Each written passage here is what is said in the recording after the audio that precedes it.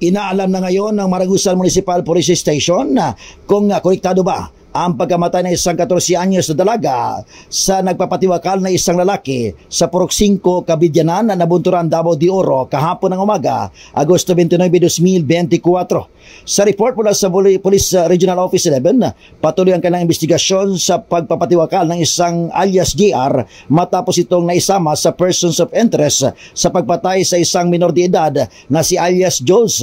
Kung matatandaan na naiwang mag-isa ang biktima sa kanilang bahay dahil umalis ang kanyang mga kasamahan sa bahay habang nasa abroad naman ang kanyang nanay. Sa pag-uwi ng ama ng biktima, nadatan niyang duguan at hindi na halos niya makilala ang kanyang anak dahil sa daming sugat sa katawan at mukha sa papananaga ng suspect gamit ang itak. Sa ngayon, patuloy pa ang investigasyon ng scene of the crime operatives sa nasabing pangyayari.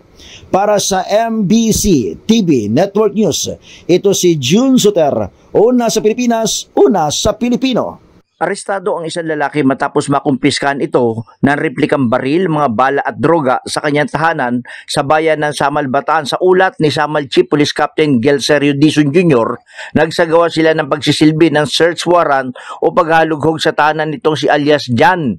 Nakasama nila sa operasyon ng search warrant ang Bataan PIDMU at dito nga nakumpiskan nila sa pag-iingat ng suspect sa tahanan nito ang isang M16 na replika airsoft rifle, isang buhay na bala para sa M16, 3 glass pipe tutor, isang berding lighter, isang digital weighing scale na may case na Marlboro, 30 piraso ng maliliit na heat-shield transparent plastic sachet na naglalaman ito ng hinihinalang shabu na may timbang ito na 4 na gramo na may standard price na 24,000 pesos. Ang naaresto suspect ay ipinaalam ang kanyang mga karapatan, konstitusyon at sinapa na ito nakakulang kaso. Para sa MBC TV Network News, ito si RH37 Danny Kumilang, una sa Pilipinas, una sa Pilipino. Kinumpirma ni Congressman Paul Dasan ang kanyang panukala na sana all may Internet Act o House Bill 10699 ay pasado na sa Kongreso sa butong 203. Layunin nito ang murang internet para sa lahat.